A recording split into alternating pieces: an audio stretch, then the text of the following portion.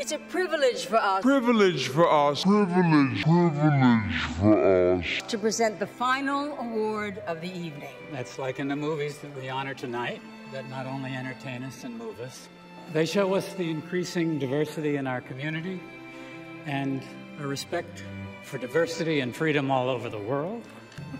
And the Academy Award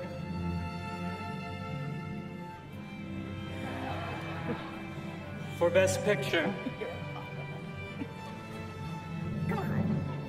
La La Land.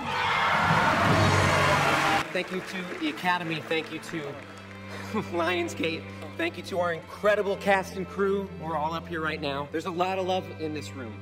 And let's use it to create and champion bold and diverse work. Repression is the enemy of civilization. So keep dreaming, because the dreams we dream today will provide the love, the compassion, and the humanity that will narrate the stories of our lives tomorrow.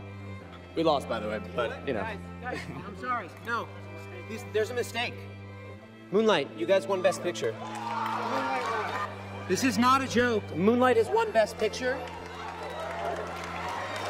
Moonlight, Best Picture.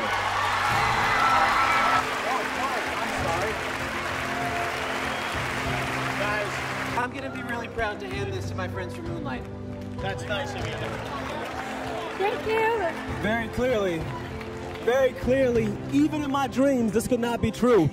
But to hell with dreams. I'm done with it, because this is true. Oh my goodness. And it is true, it's not fake. We've been on the road with these guys for so long, and that was so gracious, so generous of them. My love to La La Land, my love to everybody. Man. You know, there was a time when I thought this movie was impossible because I couldn't bring it to fruition. I couldn't bring myself to tell another story.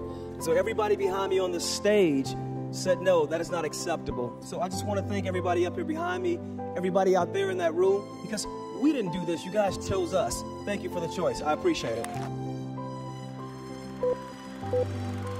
Get away from me. Hello everyone, and welcome to Social Distance Cinema Discussion, episode 12. Is that right? This week we watched Moonlight, recommended to us by Tess Reynolds. The amount of depth that went into this movie on so many different levels, from lighting to cinematography and sound, makes it objectively one of the best movies I've ever seen, and probably the best movie we've seen in this watch club so far. It's movies like this that should humble us and make us really appreciate just how little we actually know about filmmaking. Every friggin' time I read or watch a new breakdown on this movie, I learn something new about the techniques that they use to put you in the character's mind. There's so much there, and there's videos that you can find that'll do a way better job at breaking down any of those things than I could, so I'll post those in the description below if you're interested. It's those same techniques that keep us fully engaged in the movie and committed to the experience. The trouble is, when movies have this much of a hypnotic effect on the viewers, it becomes difficult to break it down from a filmmaker's perspective. I would probably have to watch this, as Flora said, about 10 more times just to fully appreciate everything that was in that movie. I'm actually pretty annoyed at myself just because of how much I was missing, but I guess maybe that was another point in the movie, how much you miss in regards to the life struggles of different ethnicities.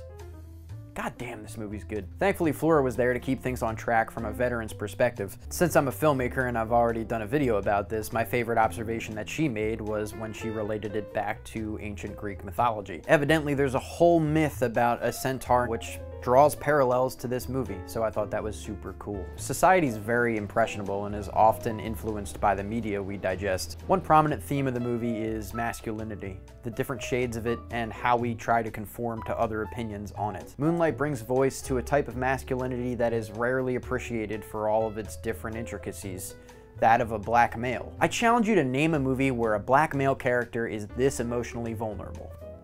I'll wait. You can go ahead and type it in the comments if you want.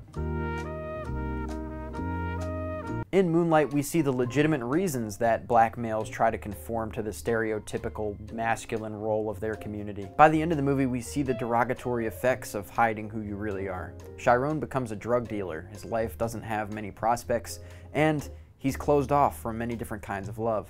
In a sense, the film is kind of meta.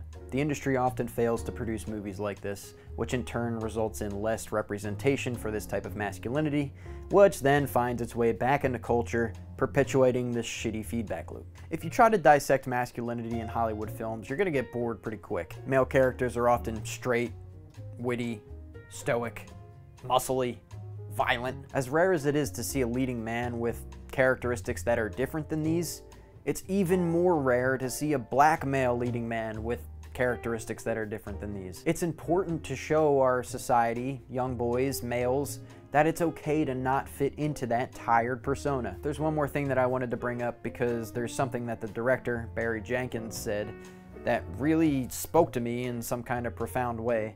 I'm a straight man who has, I feel like, compassion and empathy, and yet that empathy is passive, unless you're creating things, to try to address these issues, to try to find solutions for the mistreatment that certain people undergo just for being who they are. I like to say I approach the story from a place of empathy, active empathy. If you're a writer and you're not writing actively about LGBTQ causes, then how much of an ally are you? When the marriage equality bill was passed by the Supreme Court in the US, everybody put those rainbow filters on their Facebook, To me, that's being a passive ally.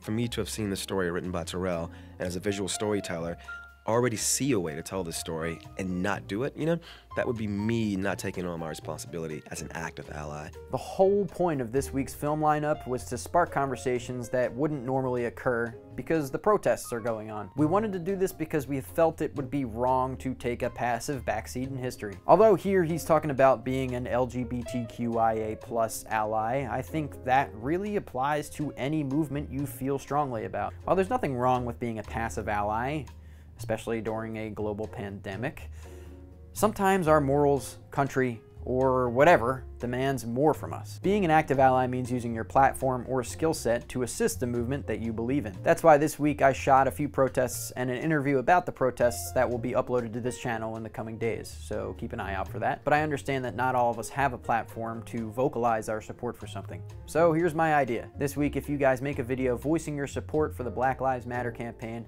I'll assemble them all into one big video. You could say something, tell us what you did to support the movement, or educate us in some way. That video will be sent to all of you guys for your own personal keepsake, and will be posted to social media as kind of like an electronic greeting card from the social distance cinema discussion. We think this might be a cool way to actually do something other than just endlessly post to social media, which I have been doing endlessly for weeks now. And if you missed it, this week we also decided that we're going to be watching the losing movies during different nights of the week. Keep an eye out on Discord and social media for the links to those, as well as the link to the ballot for next week. Last week we watched I Wish I Was Here, and Chris Fry felt he had something to add. Yeah, Wish I Was Here. 10 out of 10. You son of a— I did really enjoy the movie. What I liked was the casting and cameos. I think Kate Hudson and the kids each had a good amount of depth and each had their humorous moments. What I really did love was all the Scrubs cameos, from the rabbi to Donald Faison's character. I think all of it was fantastically done. What I didn't like was the dream sequences. I get where they're going for. He confronts the villain, which turns out to be his dad, and the cancer that he's been battling. That was great. However, I don't like how jarring it was. I think it just kept pulling us out of the experience, out of the movie too much, and it felt a little forced. For the Kickstarter aspect, I thought this was okay initially. I'm a huge Zach Braff fan, I'm a huge Scrubs fan, so when I saw this back in 2014, I thought it was awesome. Hearing it from a different perspective, especially your perspective about how he's a millionaire and how he could probably pay for his own movie, I think it was an odd choice to go to Kickstarter and probably something he won't do again. I would respond to what he has to say, but at the time of shooting this, I still don't have access to his video, so I agree. I'm looking forward to seeing the videos that you guys send in this week. Until then, stay safe, stay healthy, and hopefully, I'll see you next week.